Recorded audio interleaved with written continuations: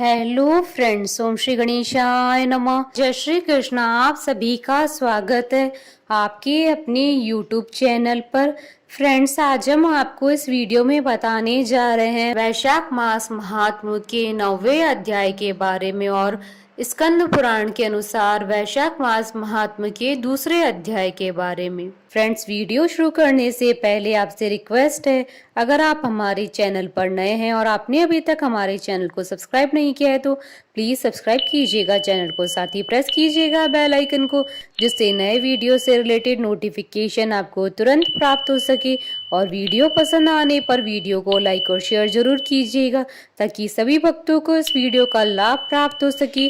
और comment box में जय श्री कृष्ण जरूर लिखिएगा।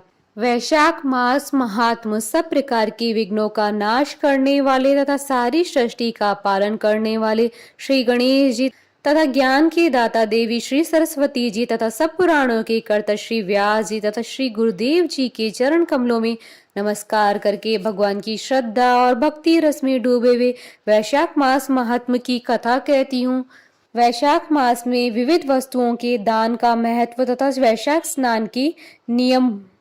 नारद जी कहते हैं, वैशाख मास में धूप से तपे और थके मांदे ब्राह्मण को श्रम नाशक सुखद पलंग देकर मनुष्य कभी जन्म मृत्यु आदि के कलेशों से कष्ट नहीं पाता है। जो वैशाख मास में पहनने के लिए कपड़े और बिछावन देता है वह उसी जन्म में सब भोगों से संपन्न हो जाता है और समस्त पापों से रहित हो मोक्ष को प्राप्त होता है। जो तिनके की बनी हुई या अन्य खजूर आदि के पत्तों से बनी हुई चटाई का दान करता है उसकी उस चटाई पर साक्षात भगवान विष्णु शयन करते हैं।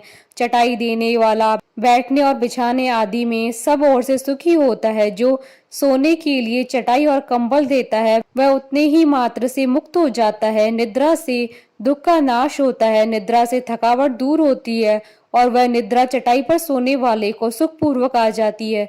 धूप से कष्ट पाए हुए श्रेष्ठ ब्राह्मण को सूक्ष्मतर वस्त्र दान करता है वह पूर्ण आयु और परम लोक में उत्तम गति को पाता है। जो पुरुष ब्राह्मण को फूल और रोली देता है वह लौकिक भोगों का भोग करके मोक्ष को प्राप्त होता है। जो खस कुश और जल से वासित चंदन देता है वह सब भोगों में देवताओं की सहायता पाता है तथा उसके पाप और दुख हानि होकर परमानंद की प्राप्ति होती है। वैशाख मास के धर्म को जानने वाले जो पुरुष गुरोचन और कस्तूरिका का दान करता है वह तीनों पापों से मुक्त होकर परम शांति को प्राप्त होता है। जो विश्रामशाला बनवाकर प्याऊ सहित ब्राह्मण को दान करता है वह लोकों का अधिपति होता है। जो सड़क के किनारे बगीचा, पोखर, कुआं और मंडप बनवाता है वह धर्मात्मा है। उसे पुत्रों की क्या आवश्यकता है। उत्तम शास्त्र का श्रवण, तीर्थ यात्रा, सत्संग, जल दान, अन्न दान, पीपल का वृक्ष लगाना तथा पुत्र, इन सातों को विज्ञ पुरुष संतान मानते हैं। जो वैशाख मास में ताप नाशक तक्र दान करता है वह इस पृथ्वी पर विद्वान और धनवान होता है। धूप के समय मट्ठे के समान कोई दान नहीं है, इसलिए रास्ते में थके मांदे ब्राह्मण को मट्ठा देना चाहिए। जो वैशाख में धूप की शांति के लिए दही और खांड का दान करता है तथा विष्णु प्रिय वैशाख मास में जो स्वच्छ चावल देता है वह पूर्ण आयु और संपूर्ण यज्ञों का फल पाता है। जो पुरुष ब्राह्मण के लिए गोघृत अर्पण करता है वह अश्वमेध यज्ञ का फल पाकर विष्णु लोक में आनंद का अनुभव करता है। जो दिन के ताप की शांति के लिए सायंकाल में ब्राह्मण को ऊख दान करता है उसको अक्षय पुण्य प्राप्त होता है। जो वैशाख मास में शाम को ब्राह्मण के लिए फल और शरबत देता है उसे उसके पितरों को निश्चय ही अमृत पान का अवसर मिलता है। जो वैशाख के महीने में पके हुए आम के फल के साथ शरबत देता है उसके सारे पाप निश्चय ही नष्ट हो जाते हैं। जो वैशाख की अमावस्या को पितरों के उद्देश्य से कस्तूरी, कपूर, बेला और खस की सुगंध से वासित शरबत से भरा हुआ घड़ा दान करता है वह 96 घड़ा दान करने का पुण्य प्राप्त करता है। वैशाख में तेल लगाना, दिन में सोना, कांसे के पात्र में भोजन करना, खाट पर सोना, घर में नहाना, निषिद्ध पदार्थ खाना, दोबारा भोजन करना, रात में खाना, ये 8 बातें त्याग देनी चाहिए। जो वैशाख में व्रत का पालन करने वाला पुरुष पद्म पत्ते में भोजन करता है वह सब पापों से मुक्त हो विष्णु लोक में जाता है। जो विष्णु भक्त पुरुष वैशाख मास में नदी में स्नान करता है वह 3 जन्मों के पापों से निश्चय ही मुक्त हो जाता है। जो प्रातःकाल सूर्योदय के समय किसी समुद्र गामनी नदी में वैशाख स्नान करता है वह सातों जन्मों के पाप से तत्काल छूट जाता है। जो मनुष्य 7 गंगाओं में से किसी में भी उस काल में स्नान करता है वह करोड़ों जन्मों से उपार्जित किए हुए पाप से भी निस्संदेह मुक्त हो जाता है। जानवी अर्थात गंगा, वृद्ध गंगा, गोदावरी, कालिंदी अर्थात यमुना, सरस्वती, कावेरी, नर्मदा और वेणी ये 7 गंगाएं कही गई हैं। वैशाख मास आने पर जो प्रातः काल बावड़ियों में स्नान करता है उसके महापातकों का नाश हो जाता है। कंद, मूल, फल, शाक, नमक, गुड़, बेर, पत्र, जल और तक्र जो वैशाख में दिया जाता है वह सब अक्षय होता है। ब्रह्मा आदि देवता भी बिना दिए वे कोई वस्तु नहीं पाते हैं। जो दान से ही न वह निर्धन होता है। अतः सुख की इच्छा रखने वाले पुरुष को वैशाख मास में अवश्य दान करना चाहिए। सूर्य देव की मेष राशि में स्थित होने पर भगवान विष्णु के उद्देश्य से अवश्य प्रातः काल स्नान करके भगवान विष्णु जी की पूजा करनी चाहिए।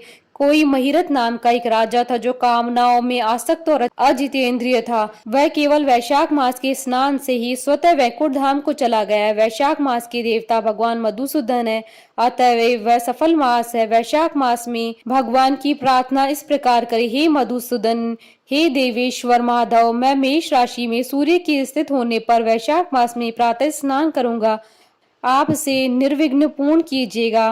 तत्पश्चात अर्घ्य देते समय इस प्रकार कहें, सूर्य की मेष राशि में स्थित रहते हुए वैशाख मास में प्रातः स्नान के नियम में संलग्न होकर मैं आपको अर्घ्य देता हूँ, मधुसूदन से ग्रहण कीजिए। इस प्रकार अर्घ्य समर्पण करके स्नान करें।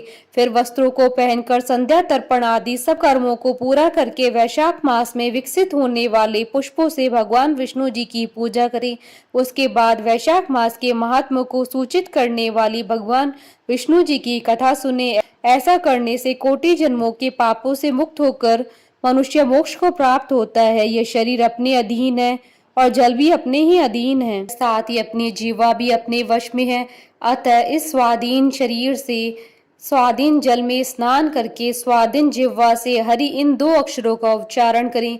जो वैशाख मास में तुलसी दल से भगवान विष्णु जी की पूजा करता है वह विष्णु जी के सानिध्य से मुक्ति को पाता है। अतः अनेक प्रकार से भक्ति मार्ग से तथा भांति भांति के व्रतों द्वारा भगवान विष्णु की सेवा तथा उनके सगुण और निर्गुण स्वरूप का अनन्य चित्त से ध्यान करना चाहिए। इति श्री स्कंद पुराण अंतर्गत वैशाख मास महात्म का द्वितीय अध्याय संपूर्ण हुआ। बोलिए भगवान विष्णु की जय, सनातन धर्म की जय। हमारे साथ इस वीडियो में अंत तक बने रहने के लिए आपका धन्यवाद। ओम श्री गणेशाय नमः। जय श्री कृष्णा।